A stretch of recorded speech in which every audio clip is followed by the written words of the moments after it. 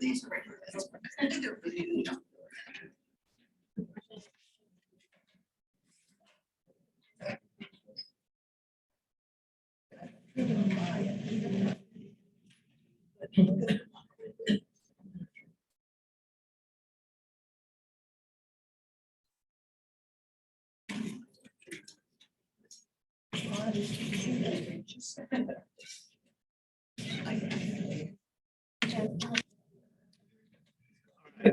It's 5:15, so we'll go ahead and get started. This is the June 21st, 2022 meeting of the City of Charleston Board of Appeals Zoning, Board of Zoning Appeals Zoning. Present are Allison Grass, Jeffrey Tipples, Robin Richards, Bill Goodwin, Chappie McKay on the board.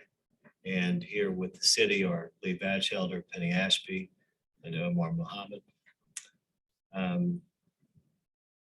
These proceedings are being recorded, and we ask that those who speak identify yourselves for the record. We will conduct this meeting in the usual fashion. We will first receive information from city staff about the application and their recommendation. If the recommendation is favorable and no one objects to the application, usually the Board of Zoning Appeals treats the matter as being uncontested and passes it as a matter of course. If, however, the city recommends against the application or there is opposition to the application, we treat the application as contested and hear from the applicant and anyone else who is in favor of the application. Next, we hear from anyone opposed, followed by a short rebuttal from the applicant. We then close the public hearing portion of the meeting for that particular application and open discussion to the Board of Zoning Appeals members only. We will then make a decision to approve with conditions, or deny the application. The Board of Zoning Appeals Zoning has authority to do three things. One, hear appeals to decisions of the zoning administrator. Number two, grant special exceptions, a fact-finding function of the board. Number three, grant variances to the zoning ordinance if the application meets the hardship test outlined in section 54-924 of the ordinance. The board may deliberate and make a final decision on a matter by majority vote of the members present at the hearing and qualified to vote, provided that not less than a quorum is present and qualified to vote. However, an affirmative vote of 2/3 of the board members present and voting shall be required before a use variance may be granted. For a variance to be granted, the Board of Zoning Appeals must make the following findings. A, that there are extraordinary and exceptional conditions pertaining to the particular piece of property. B, these conditions do not generally apply to other property in the vicinity. C, because of these conditions, the application of the ordinance to the particular piece of property would effectively prohibit or unreasonably restrict the utilization of the property.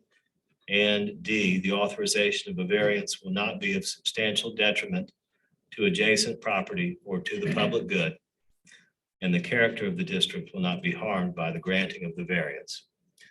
And before we start, I would ask, there are a number of you who are present and may intend to speak.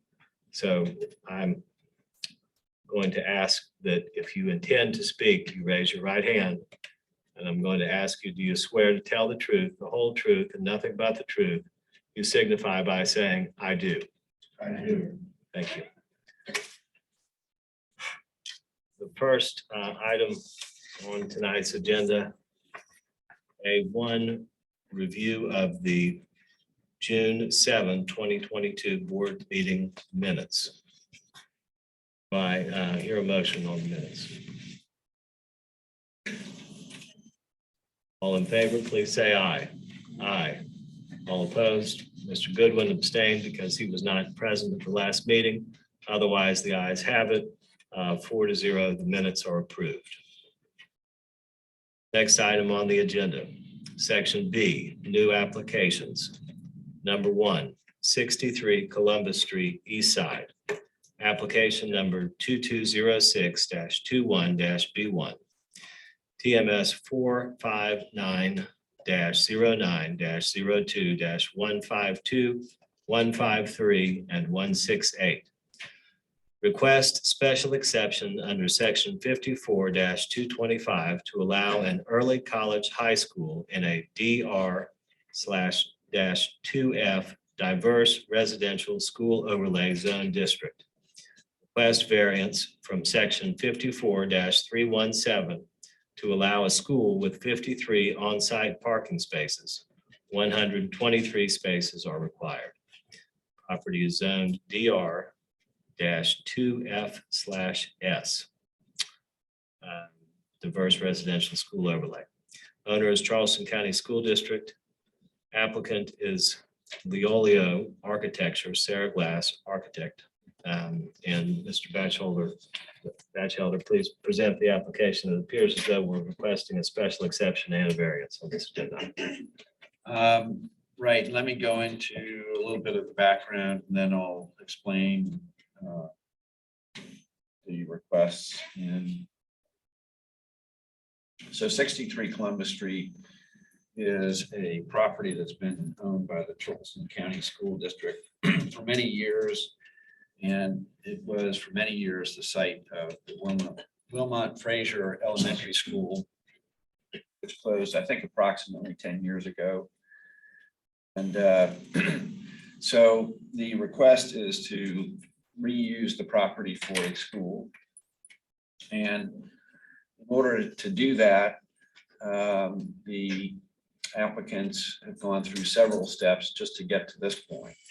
So first off, probably about 20 years ago, the city changed the zoning rules for schools in residential zoning districts. So because of some concerns over the expansions and changes that were occurring to downtown schools that were located within residential neighborhoods, City Council decided that those that all schools within residential zoning districts should within a school overlay zone. So they adopted a school overlay zone to give City Council more authority over the locations of the schools.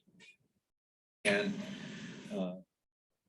that was in addition to what was already on the books at the time, which is that any school use within a residential zoning district had to go through the Board of Zoning Appeals and receive a zoning special exception for the manner of the school use.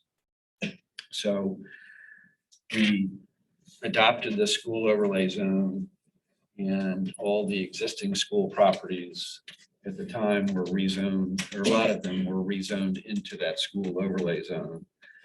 Then over time, some schools have had to add additional property to their school overlay zone as they sought to expand or make changes. So this property, for whatever reason, wasn't rezoned into the school overlay zone. But just in May of this year, City Council did ratify the rezoning of the property into the school overlay zone. And I'll just read the opening sentence of from the zoning ordinance from section 54-225, added school overlay zone. The intent of the school overlay zone is to provide for appropriate sites for the establishment or expansion of school uses within residential zoning districts. That's the intent of what the school overlay zone intended to do.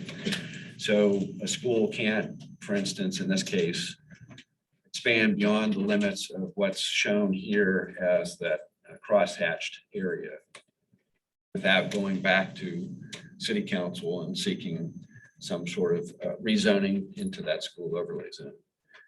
The second step, of course, is to seek your approval for the manner of use special exception requirements, and I'll get to that in just a minute. The third step, major step in their process of reusing the school is to go before the BAR. Because this site being in the neighborhood, in the side neighborhood, is within the BAR's jurisdiction. Any demolition or exterior changes to buildings have to be reviewed and approved by the BAR. They have already gone through the process to receive BAR approval for partial demolition of the existing building and conceptual approval for the design of the new building that will be built in addition to the changes to the existing facade. Just the applicants can do a much better job of explaining this than I can, but you might recall 10 years or so ago, it was actually it was more like 13, 14 years ago. The school district did a study of all their facilities and the seismic issues and discovered that many of the school buildings did not meet the seismic requirements. And so they went through an extensive process to rebuild or renovate existing school buildings to meet those seismic requirements. Buist Academy, for instance, went through a major expansion and reconstruction of the old part. But anyway, so they have to deal with that, with this building before they can reuse it. And part of the way that they're doing that is by demolishing and building back a new addition, which will be reviewed and approved by the BAR before it ever is built.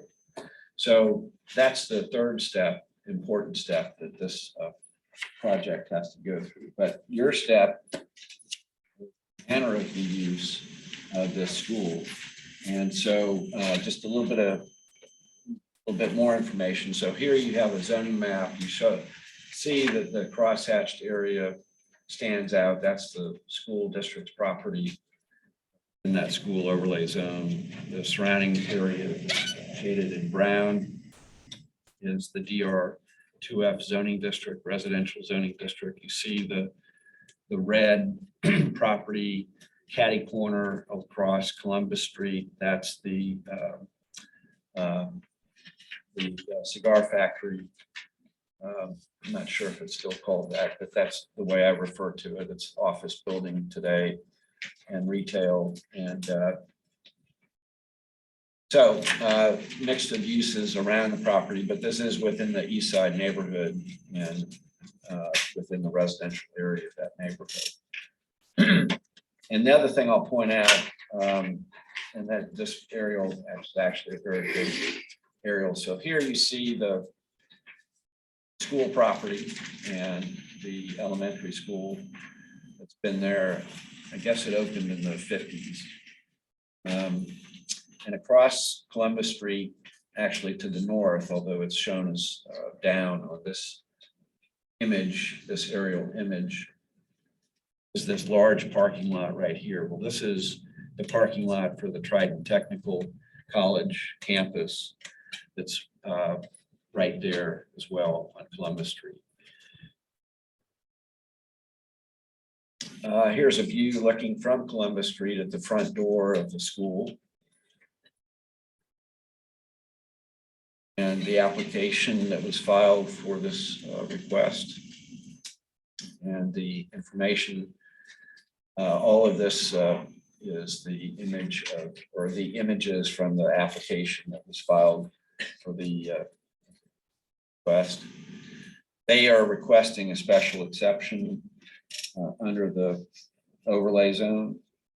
The variance that I added was added by me simply because it wasn't clear to me at the time that we received the application whether they would have an agreement for the parking.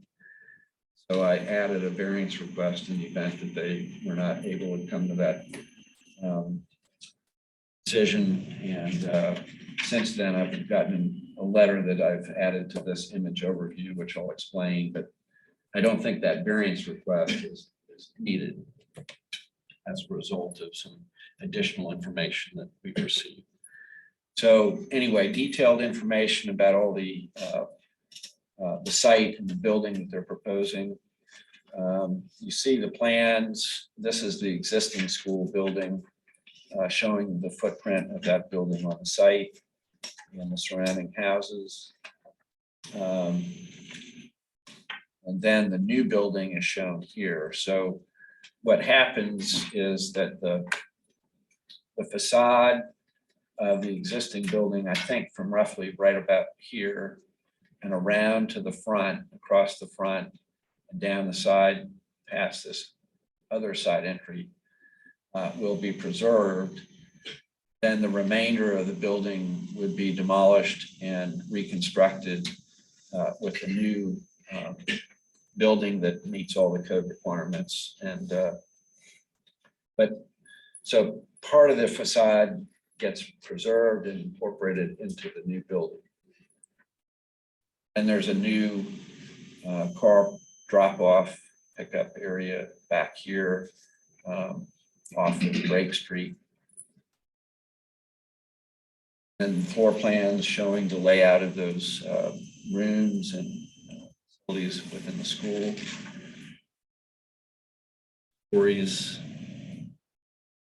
elevations. So the historic part of the school is this lower part right up here. And the lower part across the front. You can see the 2 stories in a new building is different from 2 stories in the old building.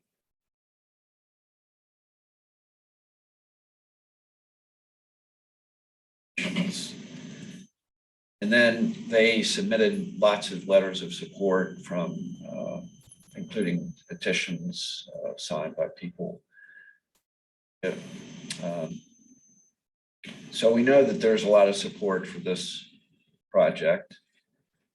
And the letters include students and parents of students. And the other thing I'll point out, which I didn't realize initially, is that the school that will occupy this new facility is already existing across the street at Triton Technical College, that campus. That they need more room, and so they want to expand into this new facility. So we have lots of support. Here's a letter from Triton Technical College, a representative with them, indicating there's Philip Simmons Foundation, which is located just a few blocks away in the east side. A little bit of information about the history of the property, and then this is the letter that was submitted June 1st. So this is after we received the application, but basically, and I'll get to this, I guess, at the end. So your decision tonight is whether this application satisfies the special exception requirements of the school overlay zone for high school. And I printed this out just so you have a copy to refer to.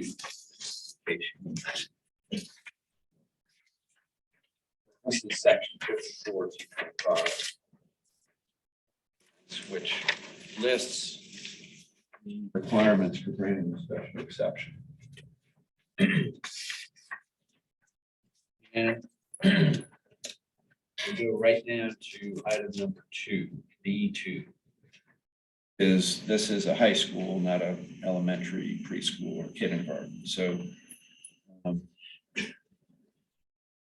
there are 5 criteria that you have to find that the application satisfies, and A deals with the building occupancy on this site. B deals with parking.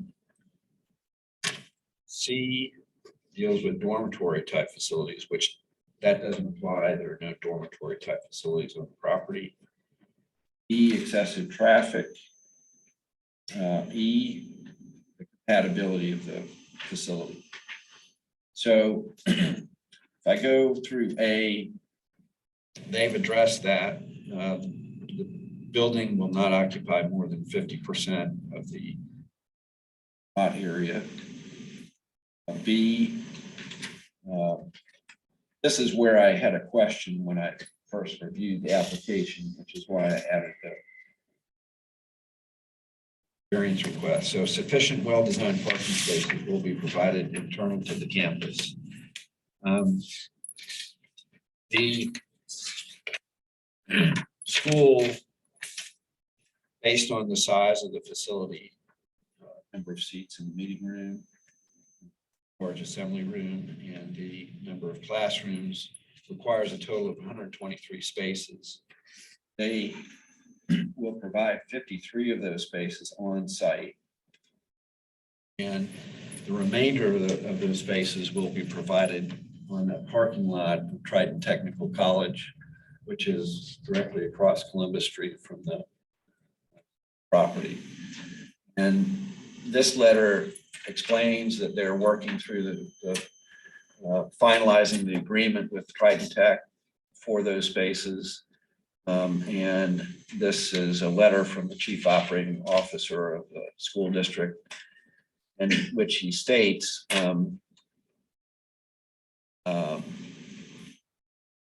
the district will provide a final copy of this agreement once executed, and hereby requests approval of the special use exception contingent on this agreement, so that we may continue with TRC and the other agency permitting review processes. So they're basically saying, we're going to do it, we just haven't quite gotten there yet.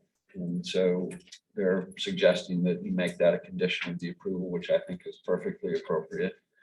And by doing that, they will satisfy the off-street parking requirements, which is item B. Then C doesn't apply. D, excessive traffic. Well, the traffic's already there, and they've submitted that the traffic information documenting that. So I don't think that's an issue. And the final part is compatibility with the surrounding neighborhood, based upon the number of persons in the facility, potential traffic noise impacts, location of play, parking, and loading. So I think that they satisfy all these special exception requirements. There's not a variance necessary. So my recommendation is for approval. And I know that there's some opposition that's been voiced through the written comments that we received. So you may hear from that, but the applicants are here to make their presentation to you. And I think I'll leave it at that, and happy to answer any questions if anything comes up. Oh, I would like to point out, so one of the points that's been raised in some of the objections is the stormwater impacts. And with a site like this, doing major redevelopment of that site requires going through an extensive review process with the city, through our technical review committee, in which we've got engineers with the engineering division and the stormwater management department reviewing the plans. And I will say that the code requirements for stormwater management have been substantially rewritten and improved in the last few years. So it's become, I think it's become much more evident that we needed better codes, and we have them today. So those issues will be resolved through that process. That's not an item that we need to concern ourselves with tonight. There are other review processes that they'll go through to meet those requirements before they ever get to permit to build. So for all those reasons, I recommend. And may I ask a question? You are recommending approval, the city is recommending approval on the condition that the school district reaches an agreement on the lease of 123 spaces with Trident Tech?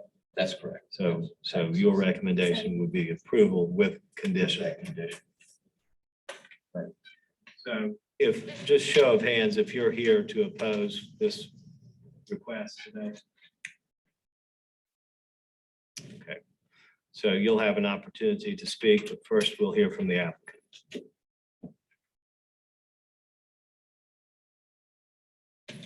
Hi, my name is Angela Barnett. I'm Director of Planning and Real Estate in the School District.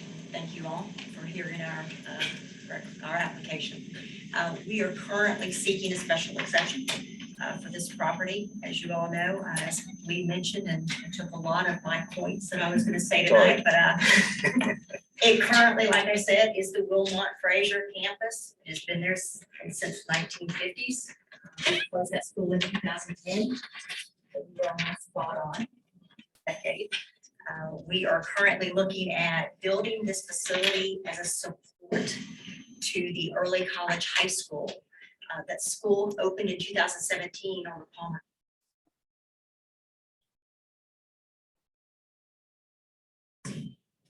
That are participating in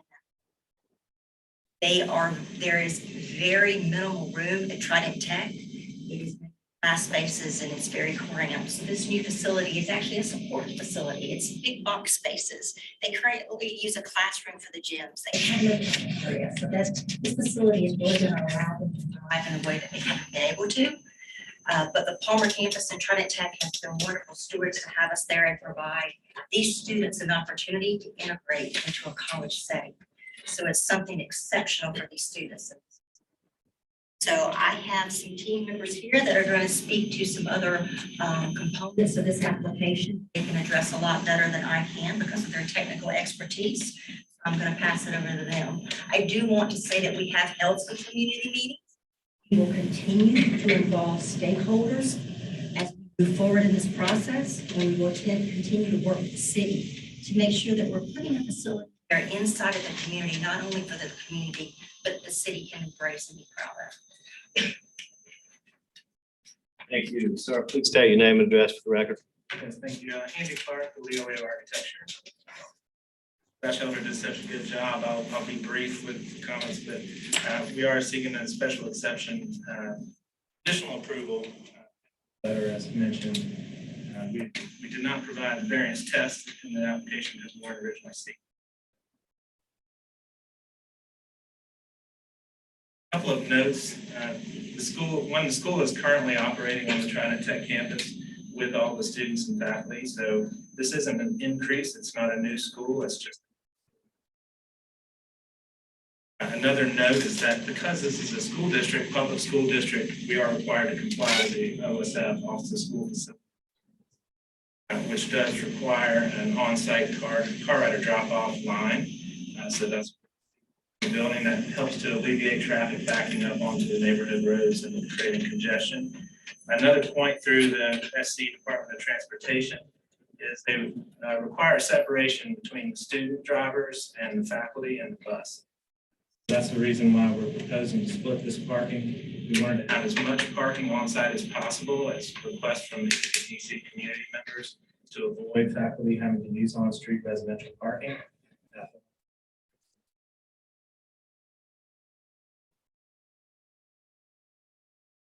Very briefly, as we mentioned, 54.225 covers maximum 50% the proposed design.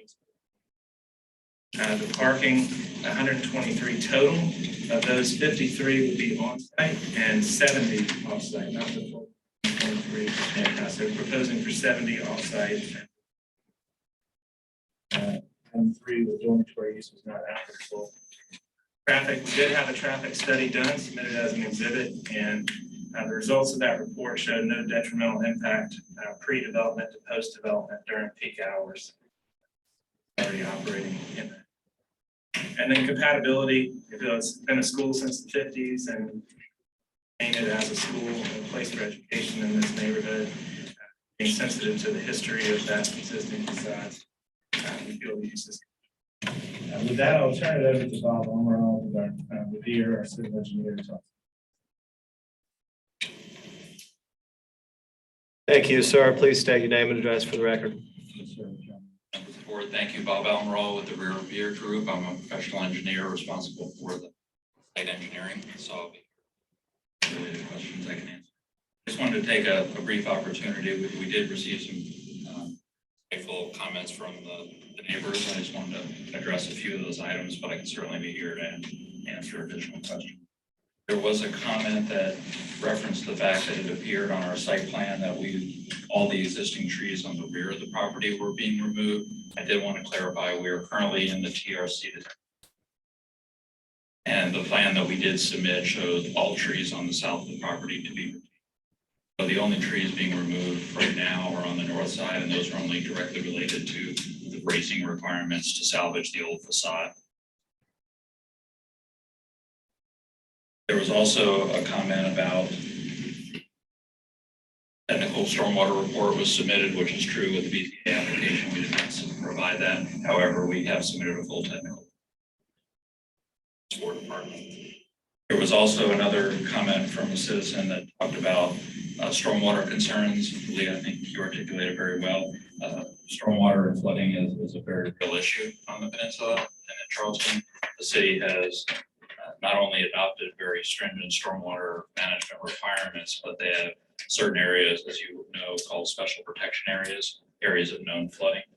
This is in the SPA zone. And that means to us is that in addition to meeting the standard stormwater requirements, we also have to meet the SPA criteria. And for a redeveloped site, that means we have to reduce the quantity and flow of stormwater from the site by at least 20%. We actually have to leave the site better off by 20% than what is out. That's there today. There's also a comment about a concern about the retention attracting mosquitoes. I did want to clarify the amount, so there will be the mosquitoes. There was a request that if in fact we do pave that area for the parking on the south of the building that we use. We are proposing in the plan that all the on-site parking spaces are permeable pavers. We did propose that the drive aisles themselves be traditional asphalt, and that has to do with more maintenance and wear and tear of pavers long term. As much of the water that we can get into the permeable pavers and using infiltration we're trying to do. Finally, just the last comment, just on the north side, several bioretention areas, rain gardens, try to not only treat the water, but reduce the flows. Not just the south on the Drake Street. Happy to answer any questions as needed. Thank you, sir. So it sounds like that's everybody from the applicant. And the way that the process goes now is we'll now hear from others who are here in support of the request, but who are not the applicant. So if you're here to speak in support, will you please show me your hand? Will you raise your hand if you're here to speak in support? Okay, so I'd like to hear from you. We'd all like to hear from you one by one. The rules state that you have 10 minutes aside, those in favor, those against.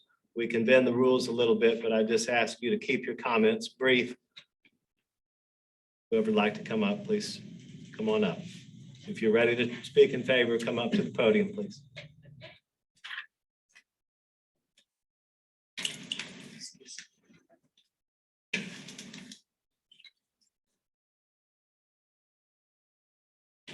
My name is Sheila Fields, and I'm the president of Eastside Community Development Cooperation. and I am in support. Now that was brief. Thank you so much, Ms. Fields. Anyone else here in support?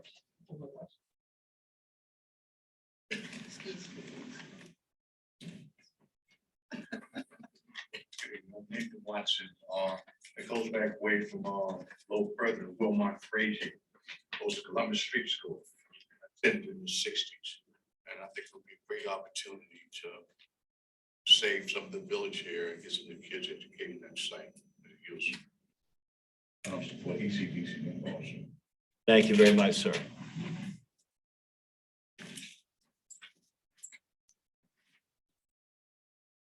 State your name and address. My name is Rhiannon Ransford. I'm the Director of Counseling at Early College High School currently, and I'm here to read a comment on behalf of a parent, of an ECHS parent who was on Flood Street.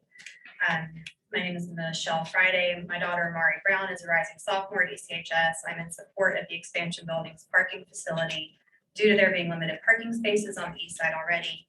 Additionally, parking spaces on the ECH campus would provide an adequate area for teachers, students, and parents. In terms of where the area is located, the playground that another citizen recommended be placed instead. In my opinion, the Mall Park playground is sufficient and safe, as the faculty of ECHS takes great pride and care to ensure students. Thank you very much. Is that anybody else here to speak in support? Yes, I see you. State your name and address for the record. Hi, Vanessa Denny, and I have the privilege of serving. We appreciate the applicant working closely with ECHS and CCSD leadership and providing us updates along the way. We are in support of 63 Columbus Street being granted a special use to operate the function as a school for Early College High School. The design team has worked with us to provide critical items that are needed for the function of our school. On-site parking is important to the operations of our school, and stormwater runoff is being addressed in the parking lot with the use of the creek. Thank you. Anyone else in support of the application for the school at 63 Columbus Street? All right, we'll hear from anyone who's opposed to agenda item B1, 63 Columbus Street. If you're opposed, please come to the podium, state your name and address for the record.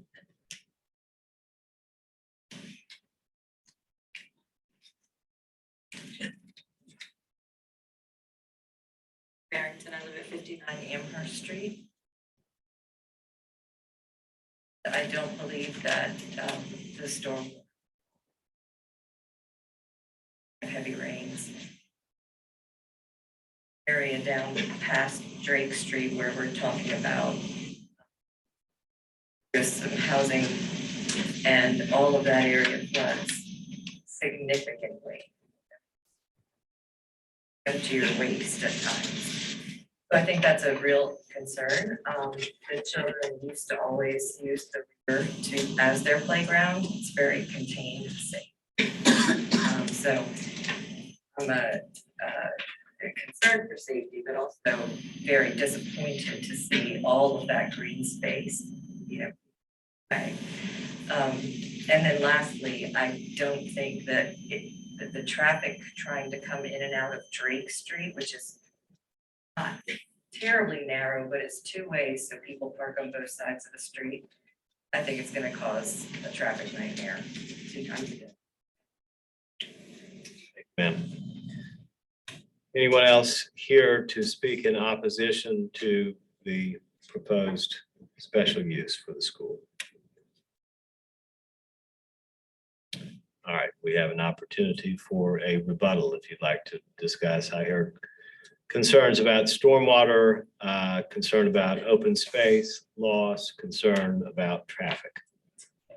Yes, and stormwater, as Bob pointed out, we are required to comply with special protections area, so it will be 20% less than it is currently. So it will not only not increase flooding, it will decrease flooding from this parcel. And as far as traffic, I think the exhibit that we attached from the traffic engineer shows.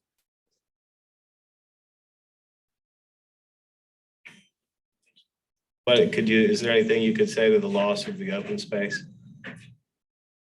The open space, they do have some other areas that they provide. In order to function as a school with OSF requirements, they have to have a driveway through the back. Possibly, so. To have a safe drop-off area. And is part of the point of that as a traffic alleviation method? Is that part of what's going on there? It is, so for car riders who are getting dropped off or mostly pick up where people stack right before the bell ring.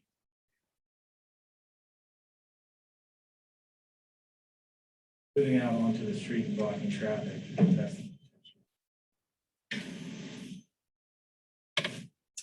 Thank you.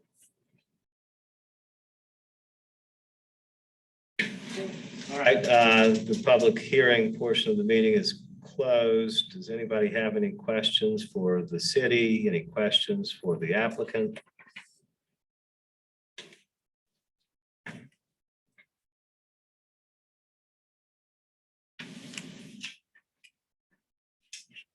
Anybody has some questions?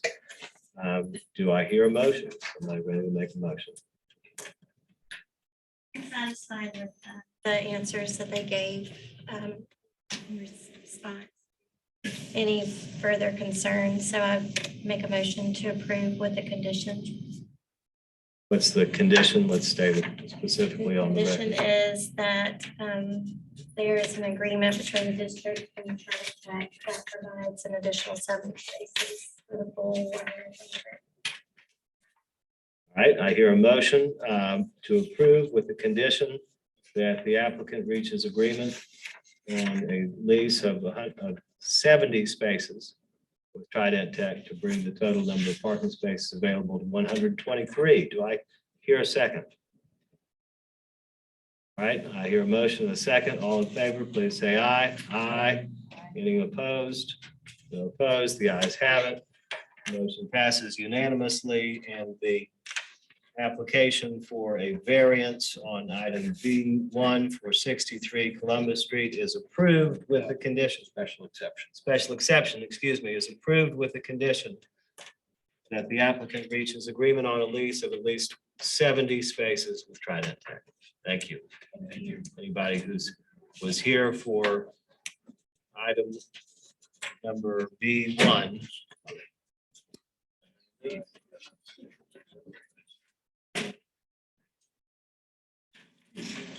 Someone dropped their sunglasses. All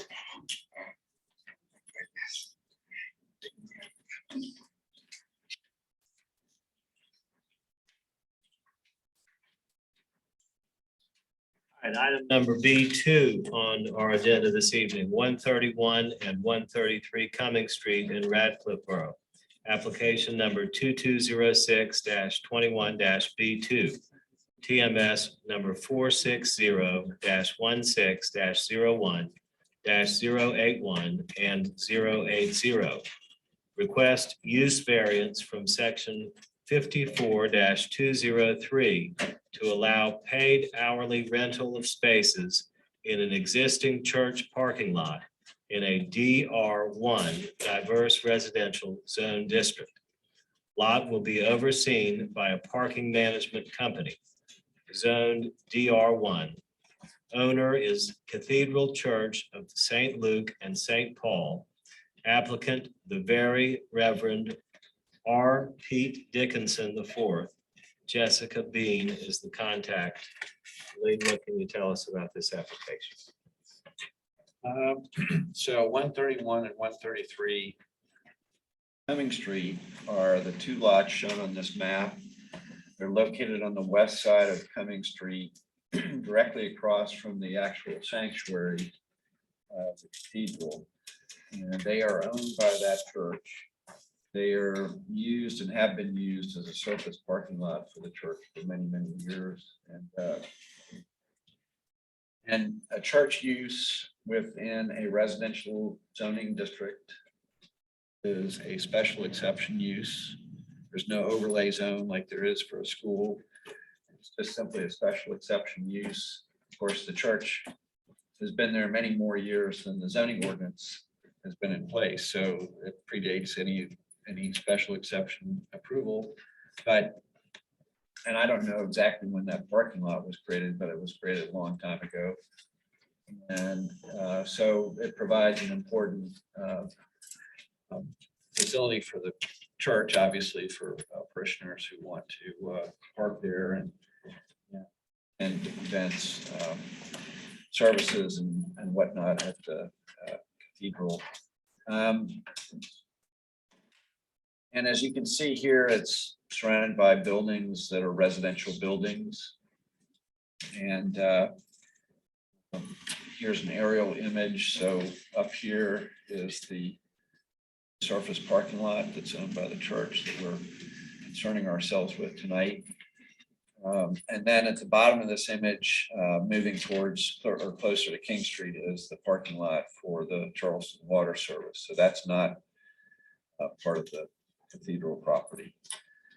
And another image looking from the opposite direction with the surface parking lot in the foreground here. And street view showing that surface parking lot. So you can see it's quite large and it becomes an attractive place for people to park who aren't there for anything connected to the church. And so I went to a meeting in the neighborhood a couple months ago where their proposal to the neighborhood association and had representatives of the parking management service that would oversee the parking lot. And one of the points was, we've got this surface parking lot. We can't really manage it because it becomes an attraction for people who want to park there and not do it officially with any kind of connection to the church. And so the proposal is to allow the parking lot to be managed by a parking management company, a company that specializes in that particular aspect of managing property or property management, and get some revenue for the church. Of course, some of the revenue goes to pay the parking management company, and then whatever is left over goes to the church. And that way they have some oversight over the use of the parking lot on a daily basis, and the church can gain some revenue for that use. It's an unusual type of application because we don't find many large surface parking lots in neighborhoods like this, although churches are typically located within residential areas, and some do have off-street parking, and there may be some situations where they probably do rent out some spaces to surrounding people. That would be okay. That's a community parking lot. That's allowed by our zoning ordinance, but this is a larger facility, and obviously it becomes an attraction for people at the college or wherever. And so it becomes a much nicer facility for people to be able to use if they can manage it properly. So that's what the church is after. And it requires a use variance because this type of use, this paid hourly parking of paid hourly rental of parking spaces is not allowed by the zoning ordinance. Therefore, requires this use variance. And I think, again, this is an unusual circumstance. So I don't know of too many situations like this. I know St. Philip's has a large surface parking lot that's residentially zoned and has been used as a surface parking lot for many years. It's right on the edge of the French Quarter neighborhood. But this one is more internal to the neighborhood. So the purpose of the meeting, I think, was to try and discuss this with the residents of the neighborhood and gain their support. And with the application, there were some letters of support. So here's a letter from Henry Goloback, the neighborhood president, Radcliffe Road Neighborhood Association president, indicating that they had this meeting and that they support the request. They're willing to support the request at this time in hopes that it will address the noise, trash that would be diminished in the neighborhood, or noise and trash would be diminished in the neighborhood. And here's another letter from Todd and Linda Vanderbush of 44 Warren Street, neighbors of the parking lot indicating their support. And Scott and Ann Wanamaker live on Warren Street and back up to the parking lot. Their support. So there is support within the neighborhood, and I think it's a reasonable idea that they ought to be entitled to this use variance in order to allow them to be able to manage the parking facility better. Cost-effective way, I think, for doing that. Playing at the meeting with the neighborhood, the management company has ways of using technology to manage the lot. Who uses it, when it's used, and that sort of thing. So, and then they patrol their facilities. This is not the only facility. They have other facilities downtown. So they have people that patrol it and monitor what's going on and can deal with situations when they have problems. So I think it's a good solution, and it's an unusual situation, clearly deserving of a variance, I think, to help them manage. Okay, thank you, Lee. Is there anybody who's here who's opposed to this application? This is item B2, 131 and 133 Cumming Street. Anybody here in opposition? If you are, raise your hand. So in that case, we need to hear from the applicant. On up and please announce yourself. State your name and address for the record and tell us about the situation. Point of clarification, you want my home address or the address of The address of the property, if that's what you'd like to use, that's fine. I assume that you're the. The rector of the Cathedral Church of Second Concern. All the addresses 120. Thank you. And so why should we grant the request for the variance? Well, a couple of different reasons. One is that our hope is to better manage a property that's already being used as a decades and decades. We are having issues with people using it without permission. We have people that use it at hours that are trashing it. So our hope is that with this, we'll get better management of the property. Something that we just don't have the capacity to do as just a church staff, both in terms of monitoring it, but also in terms of keeping people from trashing it and having parties.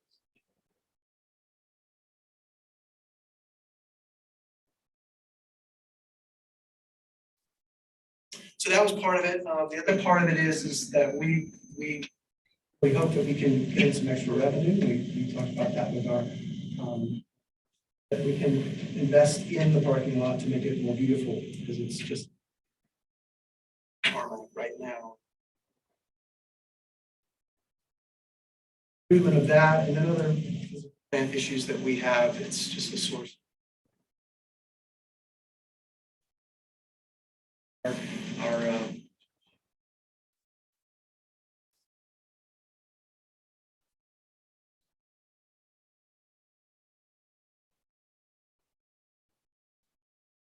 leadership to do the ministry that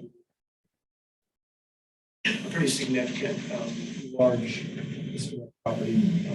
So yeah, so there's why. So it's been used as this already. It's not going to change the use of it in a noticeable way for the neighbors. It's not going to gotten pretty good. Heard from the management company that we are hoping to use that some of the concerns about it becoming kind of a destination for lots of the noise traffic of people partying on King Street, that problem actually will help in some ways with that. So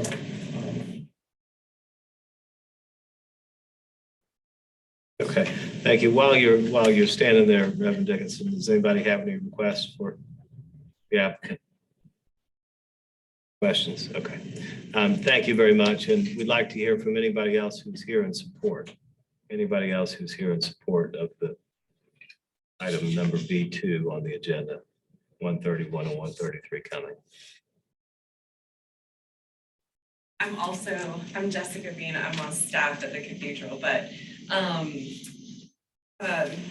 Reverend Pete, he was very generous in his description of the cost of a 200-year-old cathedral. But I just want to say that we love our building. It's very expensive. And if you look across from that parking lot, you'll see massive scaffolding because it's partly falling down and we had to buy scaffolding for it. So our air conditioning just went out and it's going to cost $35,000. So we're a church that it believes in this community, invests in this community. The neighborhood association that cleans up the area every month hosts their meeting at our church. They also meet in our courtyard to gather materials to go out and clean the neighborhood. We are so blessed to have this property right in the heart of Charleston, but we want to keep it. So, and I can just say as someone who is a member there and also on staff that we are not wanting to do anything to harm the community.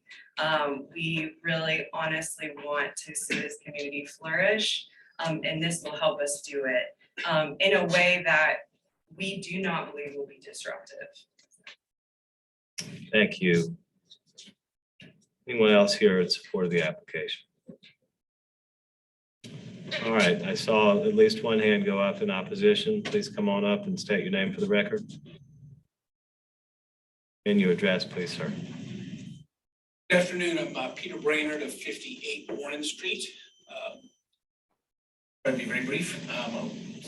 Sort of the hats here today. One is a resident who you can see me in a few different spots. When you look out, you can see the parking lot. So definitely a neighbor and permanent resident of Redmond. Second, I do, when I go to church, my wife and I go to the cathedral. We love the church. It's just not about anything against the church. Number three is in my, when I'm not here, when I'm back in Connecticut, parts of the summer, I've been for 10 years, the vice chairman of our board of zoning. I certainly don't pretend to know everything that's going on in Charleston, but I understand what a variance is. And I want you all to seriously think when you are making this decision that, as you obviously know, variance is to be granted for unusual, exceptional circumstances, unusual hardships. A hardship is not the church needs more revenue. I want them to have more revenue. I want them desperately want them to succeed. The same way as if on my house in Radcliffe Borough, I came before you in 2 months and said, I want to go up 4 more stories and I'll rent that out as a circus. You can't do that. It's not. Financial hardship is not generally considered a reason to grant a variance. And also variance is forever. It goes with the property. So while the cathedral's been here for 200 years, but that variance, just like when somebody gives away their property as a conservation easement, it's forever. So even though maybe the surface lot has been used in various ways and it's unmanaged, bars there's no gates. I don't necessarily have the solution, but this variance, I think we should think very hard. What's the purpose of the variance? It's not to give a great church, a special way to do this. So that's what I want everyone to consider just as you do with any other variance, consider why you grant variances and permanent. What is the actual, what's the unusual hardship reason, etc. Thanks very much. Anybody else here in opposition to the application?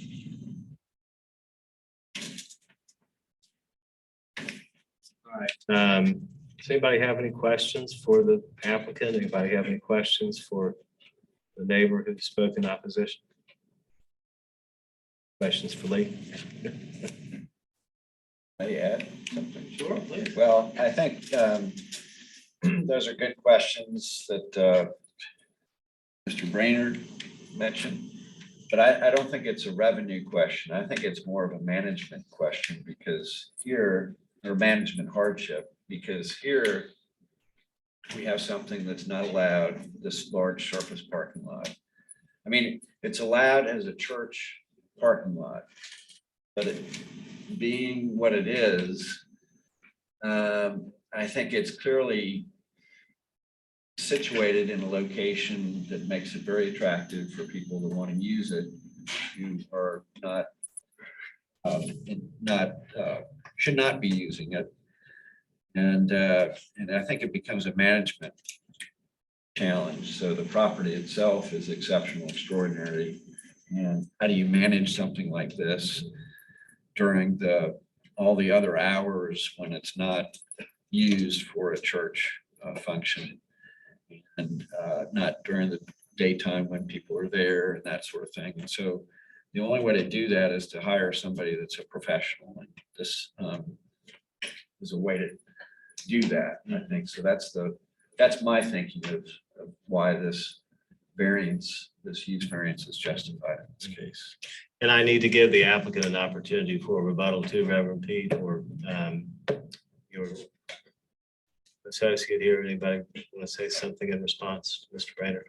Well, yeah, I mean, I think Mr. Brainerd's concerns are, I mean, obviously, we don't think it's likely. We will be there, and we're a church and a growing church, and so parking is always going to be a need for us. So it's going to be a parking lot as far as the eye can see. And I do want to reiterate what Ms. Bean said, is that we really do care about this community, want to serve the community, and so part of this management is to protect from the unsavory things that do end up happening there beyond our control. And so, yeah, and we've been clear, and we did appear before the neighborhood association with this.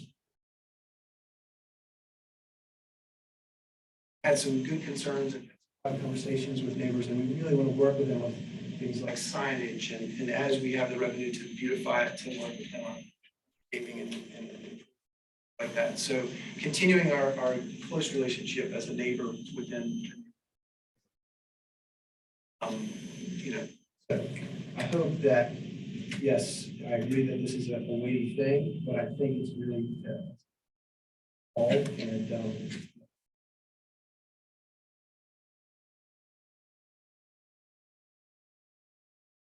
as is that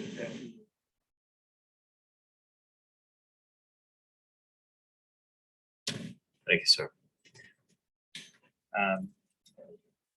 Anybody else here to speak on this application? Do you have any questions for the applicant or the opposition? I had a question for Mr. Brainerd. I know you're familiar with our variance ordinance. Was there a specific part of the test that you didn't think was met, or was there a specific element that you thought was not fulfilled in this case? I guess, it's the usual hardship. Circumstance, clear way before the zone. Yes, it's a parking lot, but that sort of hourly parking is not else. Other than just ask. I'm a believer in a certain way of property rights and zoning laws. Thank you. All right. Public hearing portion of the meeting is closed. Any discussion? Vacant lots in downtown can create some nefarious activities.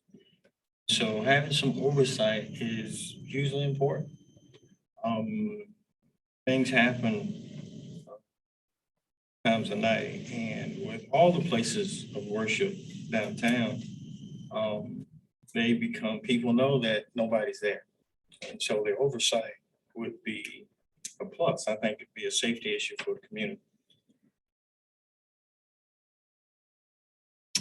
Any other thoughts? Questions, comments? Mr. My question was to Mr. Batchelder and he answered it before I asked it. Okay. All right, in that case, if there's no further discussion, do I hear a motion? Motion to approve. Do I hear a second? All in favor, please say aye. Aye. Any opposed? None opposed. The motion passes unanimously. The variance is approved. And for item number B2, 131 and 133 Cumming Street, the variance request is approved. Thank you very much. All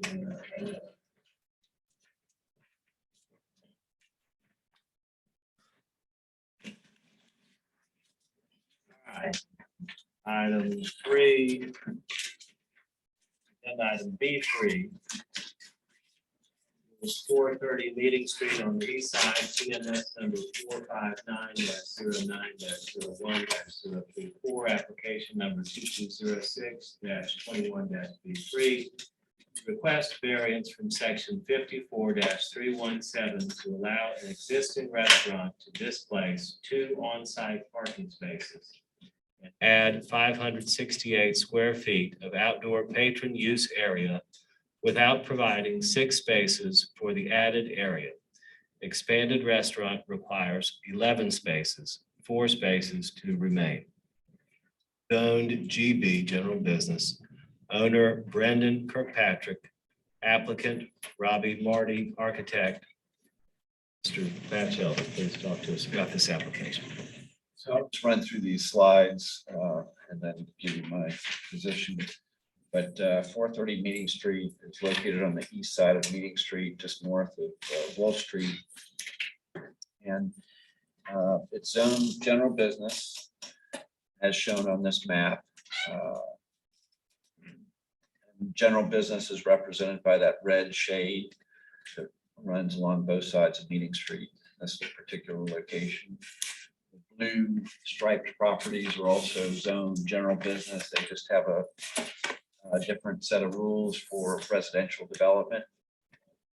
And so this is a commercial area along Meeting Street, but behind this property, you see the brown areas that are that indicate the residential zoning that exists back there. So the property is technically within the east side neighborhood. And that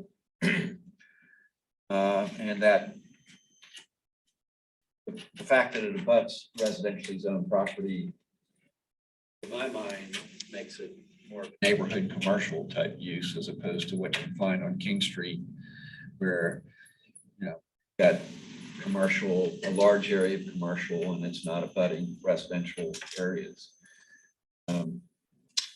So here's a view of the property looking from Meeting Street.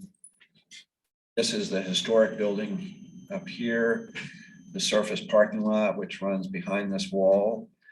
And then at the back, you see this portion of the building that extends across the back of the property. That was added roughly, I'm going to say 5 years ago, when this property was converted into a restaurant. Here's an aerial view of the property. So again, you have the historic building right here with the red roof. Then the addition that was constructed back to the back property line, and then across the back of the lot, shown here with this black roof. And then this is the parking lot up here. So 6 spaces. And when that improvement was made to the property roughly 5 years ago, it was for a restaurant. They purchased a property they intended to operate here, and they received all the approvals in order to build that addition, including a variance to reduce the required landscape buffer adjacent to the residential property behind that building. And they met the parking requirement for that use. So the applicant has filed this application and explained their request to you. This is a variance, not a special exception for reducing parking because they have the parking. There's no building that prevents them from being able to access parking spaces. There's, so they have the parking. They're trying to expand their outdoor area, seating area for customers by removing some existing parking spaces. But then that in turn requires an increase in the off-street parking for the restaurant. So that's why it's a variance and not a special exception. More photographs just showing detailed views of the interior of the property. Surrounding properties here.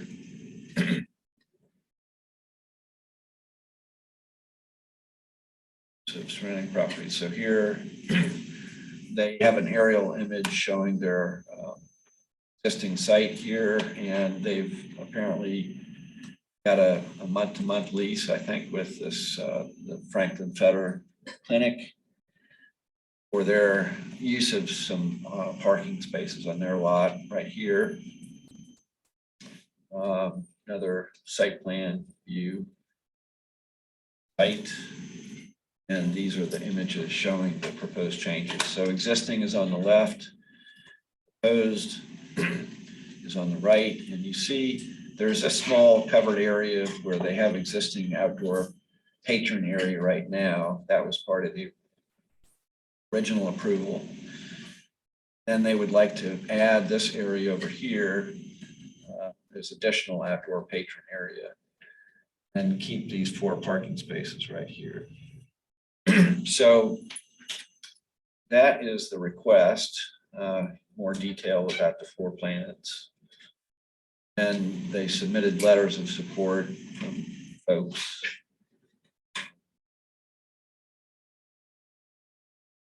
These are all part of the image overview that was online. And I know you've received some comments in support and opposition as well from the residents. So lots of letters. And their lease with the Fetter Healthcare Network for that offsite parking. So my position is in opposition to this request. So if we go back to before the restaurant constructed the addition. So it was office space for a number of years.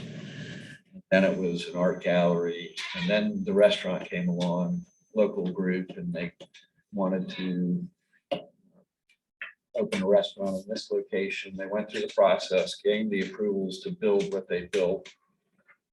And for whatever reason, they didn't want to keep the property. So they put it on the market. I think they closed the restaurant, they put it on the market. And people were contacting me about, well, can I do this? Can I do that? And my position always was no, what's there is there. This is what we approved. And I wouldn't be supporting any changes. So in fact, last May, and this is a copy of the email, I was contacted by the architect who had done the design for the restaurant when they built that addition. And he was asking on behalf of, I guess, what turned out to be a potential buyer for a meeting to talk about some changes that they were looking at for the property. And my response, and I get these a lot, you can imagine everybody wants to squeeze more value out of a property if they're buying it or leasing it or whatever. And so they try and add a little bit of this, a little bit of that, growing, and pretty soon there wouldn't be, I don't have any parking if that was the case, but anyway, so I respond to people and I try and be as clear and direct as I can when I have a pretty hard, fast position. And so I said, basically what's there is there. And I wouldn't support any variances to expand the operations and reduce parking. And I also mentioned the hours of operation that are restricted for this particular location. You can't operate past midnight because that's another issue with our rules. So I want to make it clear to this person what my position was. And I never met the owner of the restaurant that's there today who's making this request, but they're copied in this email, at least I assume they were. I don't see a name, but I see the company name Bedford Falls, which is the name of this business. So I assume that that person was informed, at least this was their representative at the time, apparently. And so my position has not changed. I still think that what's there is what we approved 5 or so years ago for the restaurant that first opened up. And we shouldn't be changing it, and we shouldn't be allowing for addition.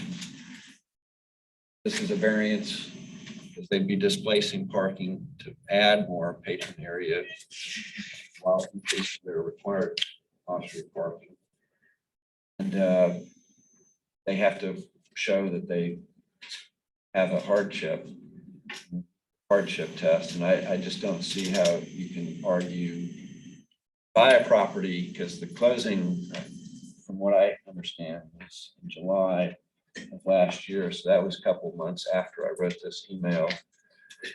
I don't understand how you can argue that there's a hardship, that you can't make reasonable use of a property you just bought with the limitations that were on the property at the time. So for those reasons, I just don't think it's appropriate. And I also feel like we got to be careful with the neighborhoods. I know that there's some neighborhood support, but it's not about this owner. It's about the use, and the use will change if we grant this variance. It will expand.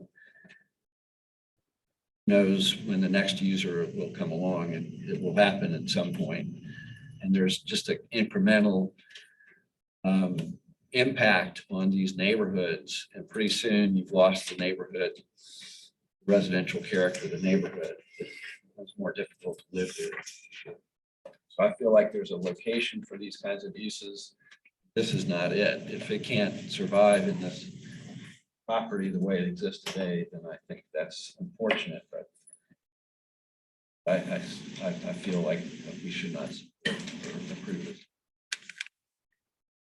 Thank you, Lee. Is there anybody here who is in opposition to this application? All right, I've seen several hands. So let's first hear from the applicant. Thank you. I'm Robbie Marty, and I am here representing the owners of 438 Meeting Street, the Kirkpatrick family, and yourself. My name is Brendan Kirkpatrick, 430 Meeting Street property. I own it with my brother. I purchased the property last year. As it received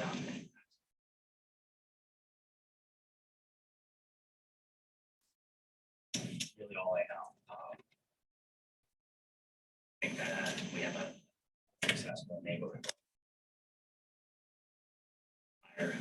Address, and happy to be down here and trying to do anything. Or just a quick rebuttal on that.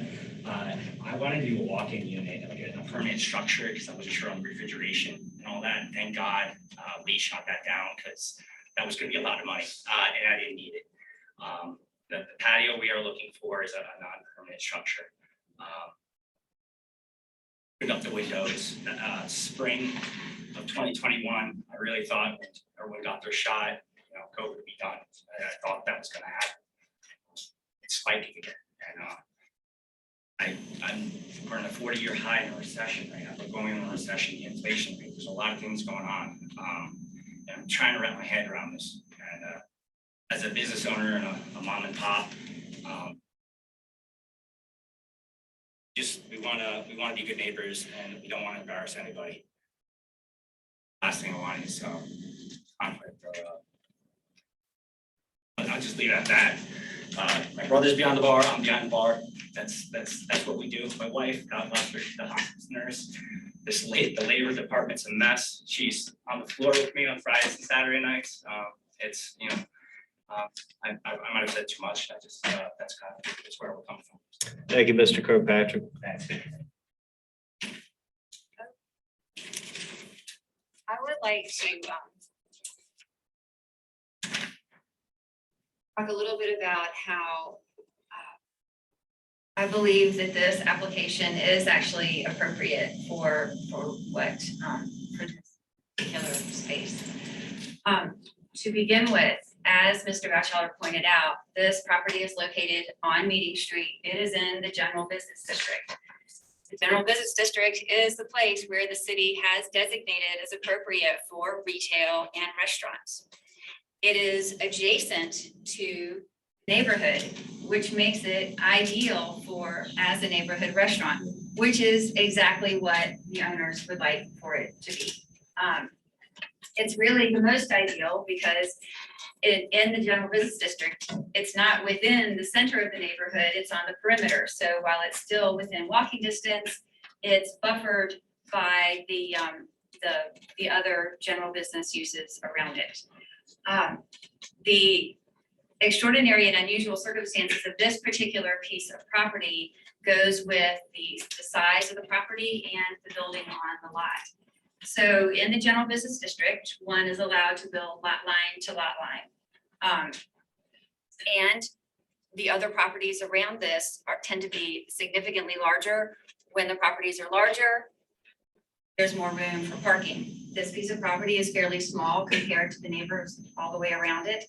And in addition to that, the building on the property is historic, and so the building itself is a little bit smaller. It did allow for some parking on site. So as Mr. Batchelder said, we have 6 parking spots on site. But the owners would like to be able to expand into those 6 spaces to take away 2 to be able to increase the exterior patron use. As the owner stated, in this time, exterior seating is a big thing for restaurants. The pandemic is still happening, and people are still conscious of safety and social. And the idea of being outside is more appealing to the interior. So that is a pretty big factor in the decision to ask for this variance. The other thing that the owners understand is that parking is a giant issue in the city. Nobody likes to search for a place to park. The neighbors don't like to be inconvenienced by not being able to park in front of their house. And when we first started talking with the neighborhood a year ago, that was one of the major issues that came up. The Kirkpatricks listened and they secured a lease with Federer for 15 parking spaces. These parking spaces aren't apples to apples with the zoning requirements, which is why we're here tonight asking for a variance. But what they are is a parking condition that is extremely appropriate for the city, which is shared parking. So the business that is there during the day parks there during the day. And in the evening, the restaurant, when the restaurant begins to need parking, is able to park in the parking spaces. So the shared parking condition is both good and appropriate for the city. The way to get to the parking from the business is out the front of the building and down Meeting Street. Again, that takes any condition away from the neighborhood and puts the traffic, the foot traffic along Meeting Street, the general business district, which is the appropriate place for the building. One of the other items that the variance request asks is whether or not this would be a detriment to the neighborhood.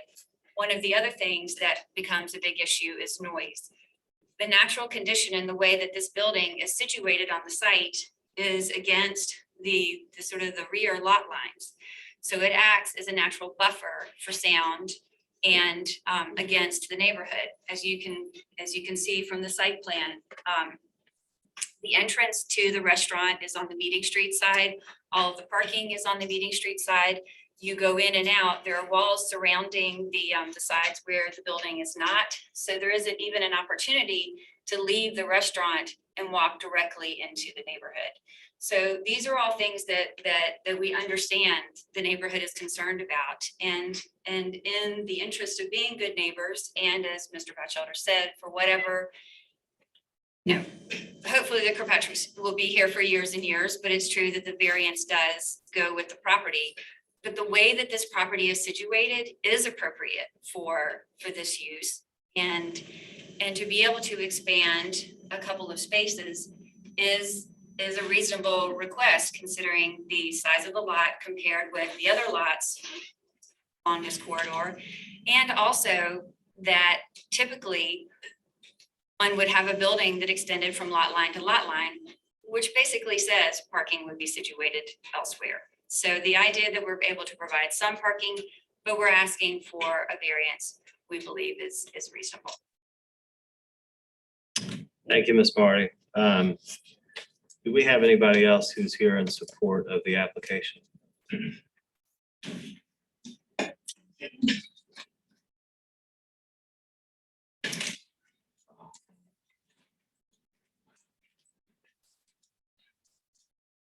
We get Nathan Watts, member PCDC. We don't have subways here. We have a lousy bus system. Parking is real tight here. What the Kirkpatricks have behind the Chinese place, I'm an approval of it. I lived in New York also. You know how great it is to come from down in your apartment to go to a good restaurant to eat. Okay, for them to get on the outside, put a little gazebo or something up for some of the patrons, I don't see no problem with it. I don't understand the opposers. They come from out of state too. I've been here. You know, the village, identification we cannot change. We all got to get together and work with this thing together. And a lot of the opposers are complaining against the Kirkpatrick. They came from elsewhere also. They don't even know the history of this town. This was a village. Let's mix this village up and keep these people here. I hope y'all can grant them, you know, the space. They got a good rapport with Frank C. Fetter. No problem. Just like they said, they can't walk out the back wall and go by the opposer's house. They come out of Meeting Street and walk down to Fetter, go in the parking lot. They pull the car, they may go around the corner and come back up Meeting Street. A lot of the opposers here in this town, it's if they ain't their way, they want to kick it to the side, kick it to the curb. Okay. And one of the opposers, you know, this is not a color thing. Okay. It's not a color thing. Because my grandmother had a house on Anson and Wentworth. It's not there anymore. Right. So when these opposers are texting people and putting you know, it's a racial thing, my white friends and my black friends, let's all be friends. Okay, we've been here. We've been here. Okay, my grandparents, my mother, my father went to school here. Okay? So these people are coming into town, come here, be here with us, and join in. Let's work together. If you don't work together, same way they get run out of other towns, we group up and get friends together and run them out of this town too. Thank you. Thank you, sir. Anyone else here in support of the application? Please stand up and state your name for the record. If you'd like, sir, if it's more comfortable for you to speak from there, I can hear you. No, I need to go to the podium. But it's 2 hours, I gotta take this voice. Okay. On your way.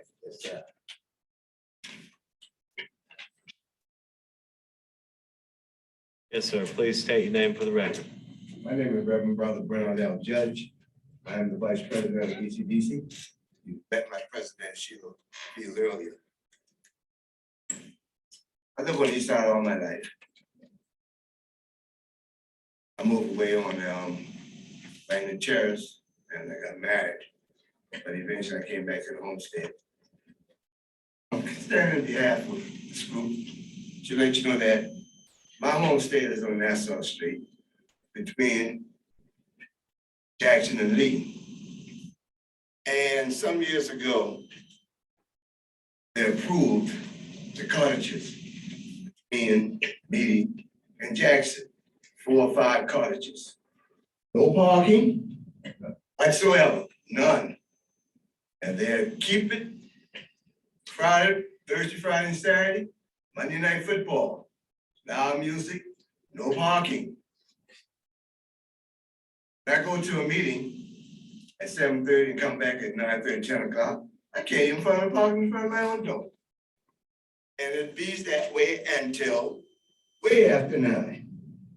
I'm standing behalf of this group because they had the decency coming before this body and the neighborhood and trying to provide parking for their clientele. Yeah. Other places built don't care about parking because they want you to go and just take the residential area, people parking away from them. But they so went out and investigate, found some parking for their clientele. And I'm in agreement with that they should be granted this just because they had the decency come and find some parking spaces for their customers.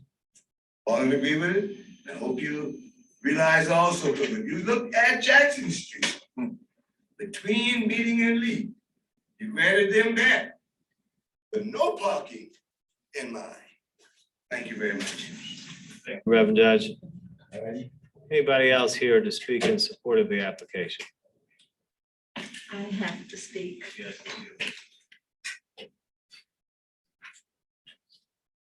And I'm Sheila Fields, and I am here in full support for Bedford Falls Restaurant.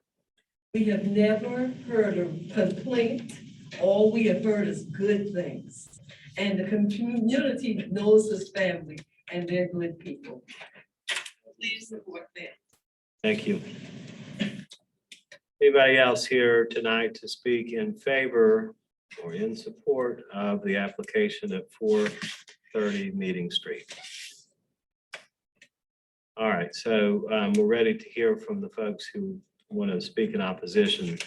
And if you'll just go one at a time up to the podium and announce yourself, please.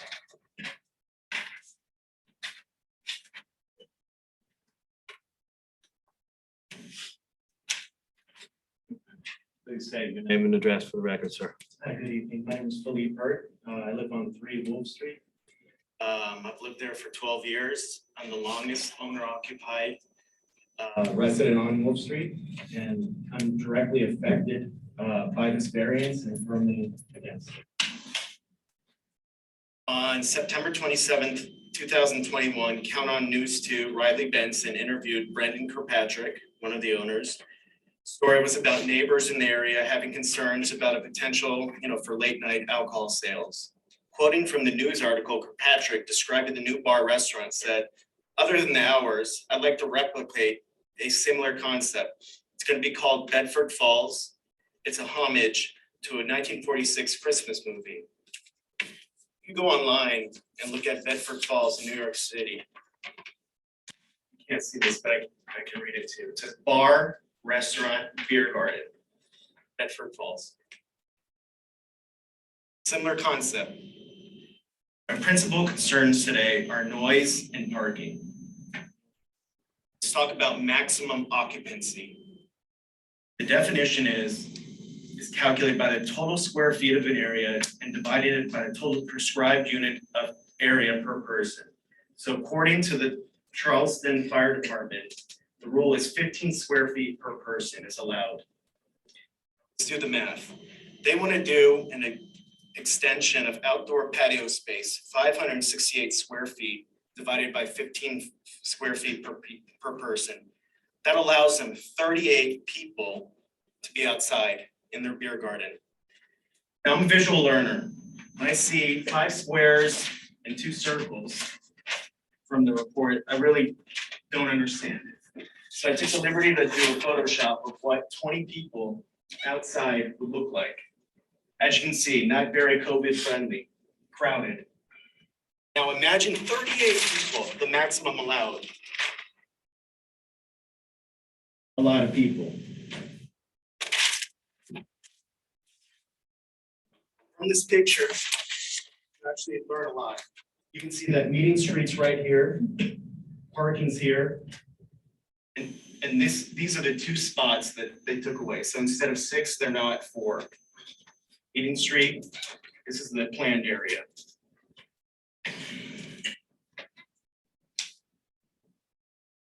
It's a known fact that alcohol dampens hearing. So when you speak, you mistakenly think that you're talking more softly than usual, but to compensate, you start speaking actually louder. My home is exactly 125 feet away from this beer garden. So besides the 6-foot wooden fence with 1.5-inch gaps, my only protection for potential excessive noise throughout the day and night is a single glass pane of from the early 1900s. Very unacceptable, and it's going to be a substantial deterrent to adjacent residential properties. Now let's look at parking. I'm not a lawyer, but there's a lot of technicalities to this lease. First off, no signatures. Is this lease even binding? Number 2, there's crossed out information on the dates. In my experience, any modification in a binding document requires it to be initialed and dated by both parties. There's nothing, it's just written. And here's the most important thing. Bedford Falls operates with a total of 73 total hours per week. How did I do that? Monday through Friday, they're open 3 p.m. to midnight, Saturday 9:30 to midnight, Sunday 10:30 to midnight. Add all that up, it's 73 total hours, 45 plus 14 plus 0.5 plus 13.5, 73. Based on the leasing agreement, parking will not be provided the entire time. Okay, 15 spots on the lease, but if you park outside the hours, your car will be towed. So let's look at the lease. Monday, Wednesday, Friday, patrons are only allowed to park from 6:30 to 1 a.m. Tuesday, Thursday, 7 p.m. to 1 a.m. Saturday, 2 p.m. to 1 a.m.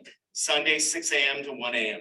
Sunday is the only day of the week where patrons to this bar will be able to park full time. The rest of the time, they will not. If you calculate the hours that Bedford Falls is open to the hours that allowable parking that they will provide from the extra lot, it's 49 hours from the extra lot compared to 75 hours of total operating hours from Bedford Falls. So if you divide 49 from 73, that's 67.1%. So 32.9 of their operating hours, people won't have parking. 1/3 of the time Bedford Falls is operating with an expanded beer garden that can have 38 people, there won't be extra parking. So if you really think who's going to be suffering, it's going to be the neighbors, it's going to be the neighborhood. And this is a huge expansion that frankly we don't want. Thank you. Thank you, sir. While you're there, Sure. I'm not sure that I got the point conveyed by the second poster. Could you show that again and tell Oh, me? sure. It's just what 38, the yellow dots are what 38 people would look like in the proposed area. I see. Okay. Which was your house? If you go to, I actually have the site number. Go to- Is it just right behind you? You can point around. Sorry. Actually, it's right here, but there's a picture of it. Can you go to, actually? So it's across the street. It's across the street. Yeah. I don't know if you can go to it, but it's A2. Not sure what A2 is. Oh, sorry.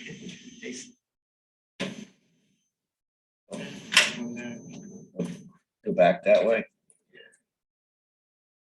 Oh, go for it, you're there. I'm right here. This is my bedroom right here.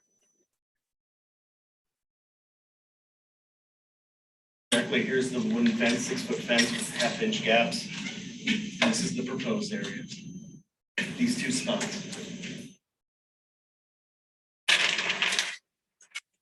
Thank you, sir. Anybody else in opposition to the application? For 30 meeting.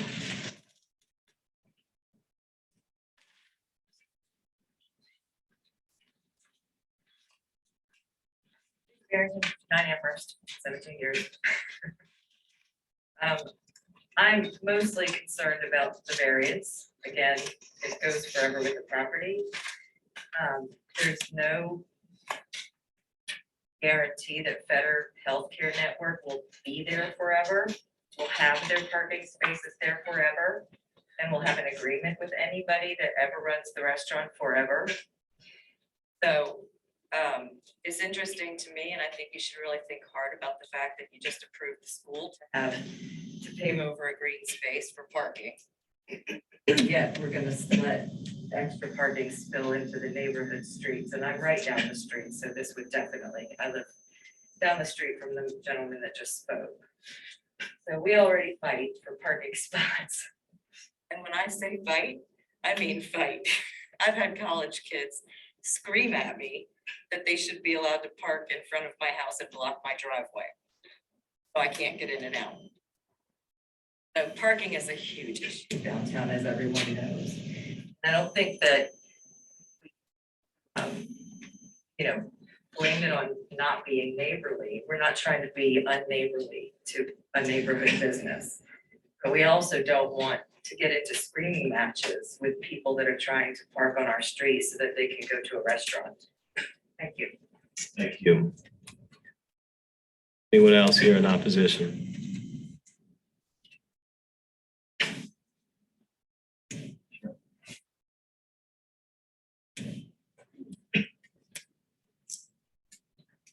Please state your name and address for the record.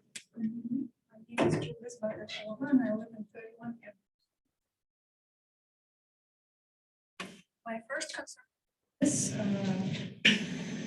business, they are selling it as a restaurant, but if you go to Bedford Falls, CHS at night, their parking is extended until 1 a.m. More people are being drunk at night, not letting the neighbors. I have to ask. Also bought the property right until 10 p.m. How are they dealing with this? For example, you mentioned that the wall will protect the noise, correct? But I think, according to the physics law, if they're lucky, the noise will only protect the first floor of this house. What happens? That we're trying to see on the second floor or the third floor.